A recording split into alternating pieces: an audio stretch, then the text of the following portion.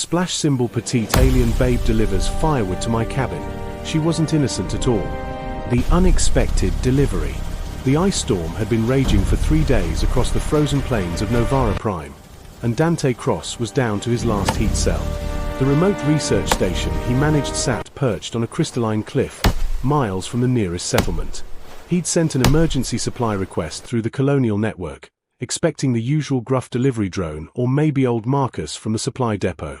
He definitely wasn't expecting the soft chime of his door sensor at midnight, or the vision that awaited him when he opened the reinforced door.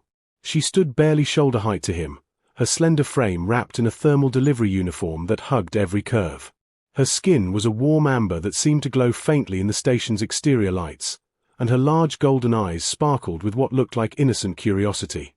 Auburn hair, shot through with streaks of pale gold, tumbled past her shoulders despite the howling wind. She held a hover crate of supplies effortlessly, her full lips curved in an apologetic smile. Emergency delivery for Dante Cross. Her voice was melodic, with an accent he couldn't quite place. "I'm Kira Solara, freelance courier. I'm so sorry it took so long, the storm kept forcing me to reroute." Dante stepped aside, gesturing her in from the brutal cold. "You came out in this? That's dedication beyond the call." Kira glided inside, her movements graceful as she set the crate down. As she unzipped her thermal jacket, he noticed the way her delivery uniform beneath fit like a second skin, and the subtle iridescent patterns that traced along her neck and disappeared beneath her collar. She looked around the sparse but warm station with apparent fascination. "Oh, this is cozy. Much nicer than I expected." She rubbed her arms, and he noticed her fingers were long and elegant. "I hope you don't mind, but the nav system says the storm's gotten worse. The passes are completely blocked.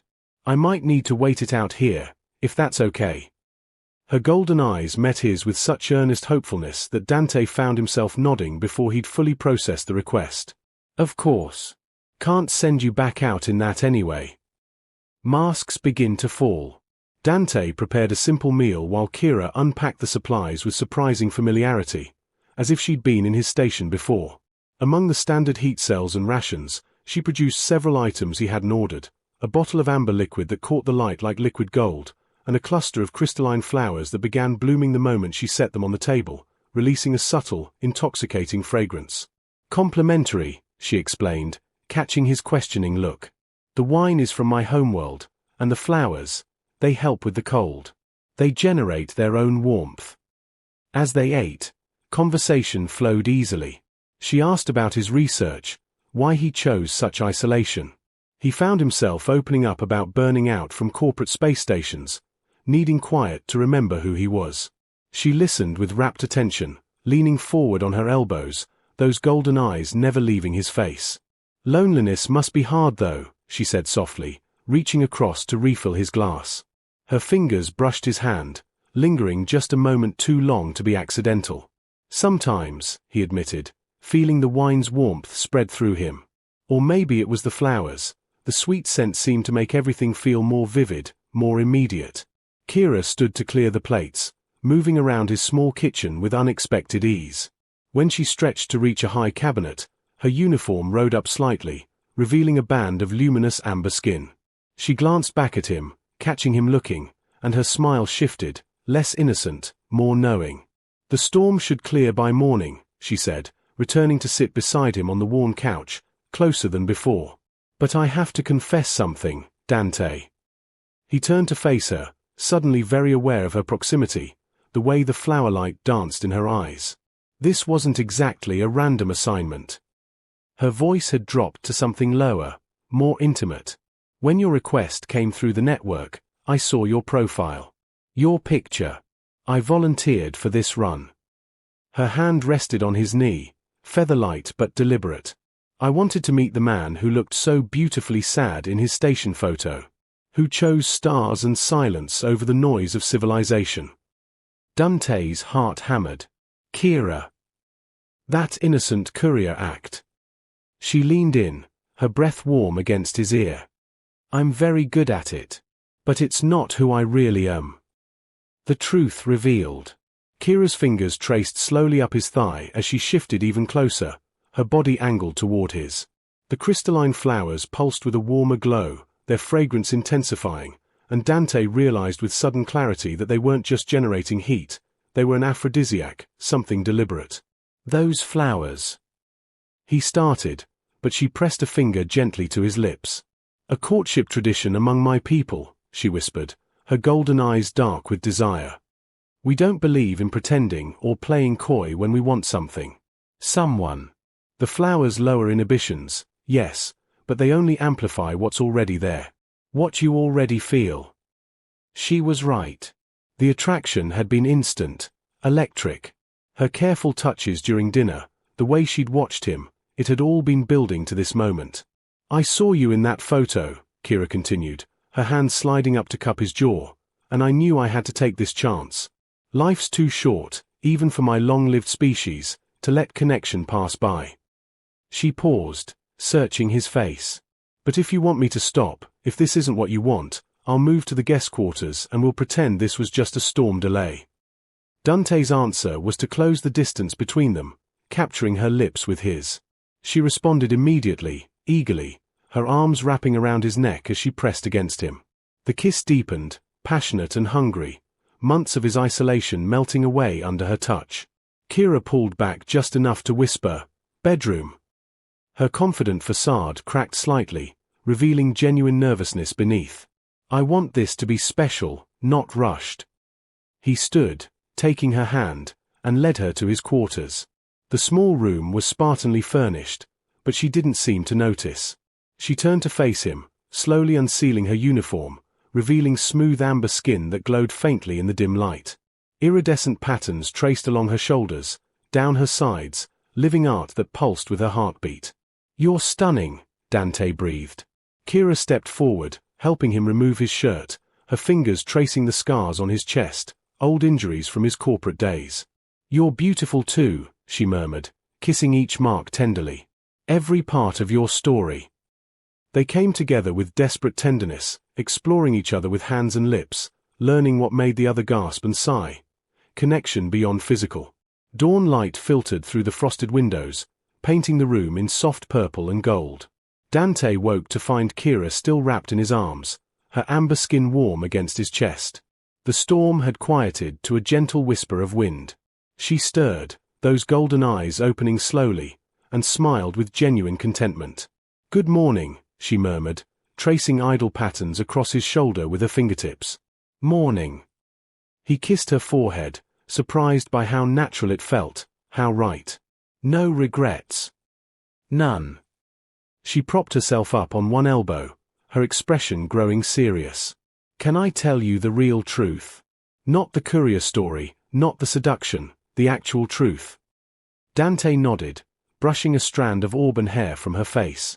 "I've been doing delivery runs for 3 years," Kira began softly. "It started as adventure, seeing new worlds, meeting interesting people. But somewhere along the way, I realized I was hiding. My people value confidence, boldness in pursuing what we want. I'm good at the act, the flirtation, the seduction. But underneath." She looked away. "I was terrified of real connection, of being vulnerable beyond the physical." Her voice dropped to barely a whisper.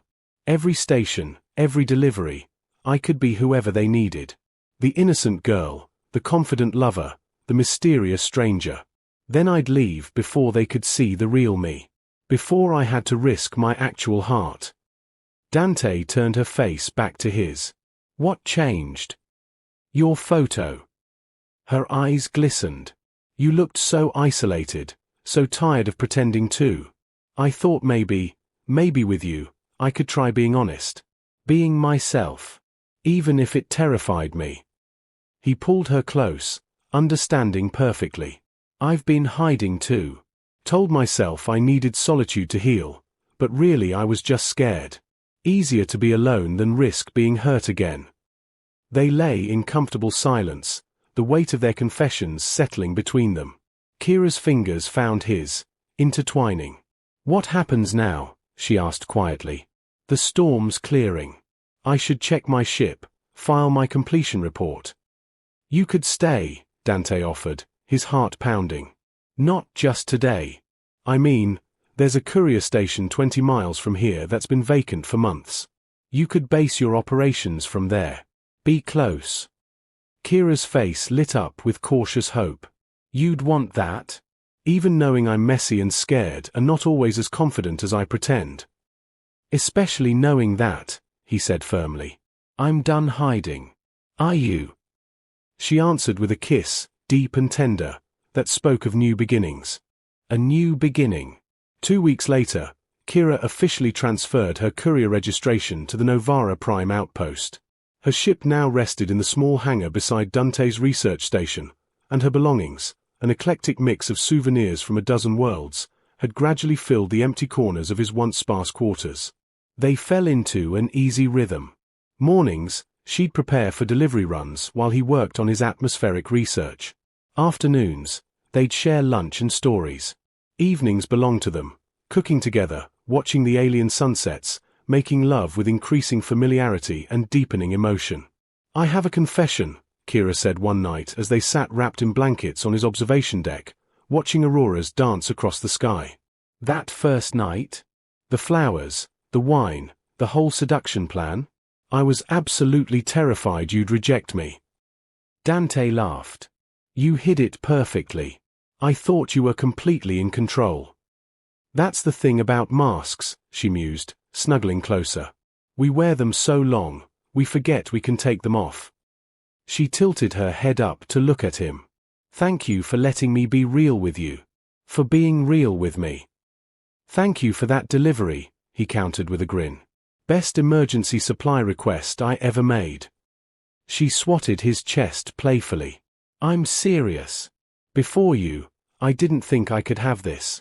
Real intimacy. Someone who sees all of me and stays anyway. Dante cupped her face tenderly. I'm not going anywhere. And neither are you. Definitely not, she agreed. Though I might need to make a supply run to the colony next week. Want to come with me?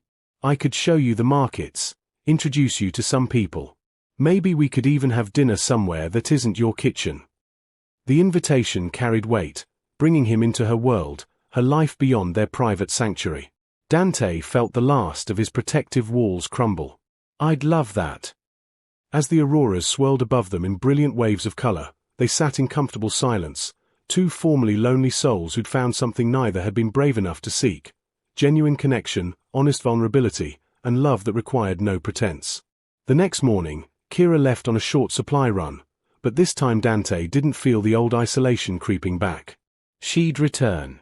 They had time now. Time to build something real. Lessons from the stars. True intimacy requires courage, not the courage to seduce or impress, but the bravery to remove our masks and show our authentic, vulnerable selves to another person. Love cannot flourish in hiding, whether we isolate ourselves physically or emotionally. Genuine connection demands we step out of our protective shells and risk being truly seen. The most passionate romance begins with honest vulnerability. Physical attraction may ignite the spark, but it's emotional authenticity and mutual acceptance that fan it into lasting flame. Sometimes the universe delivers exactly what we need, not in the form we expect, but in the perfect person at the perfect moment, if only we're brave enough to open the door and let them in.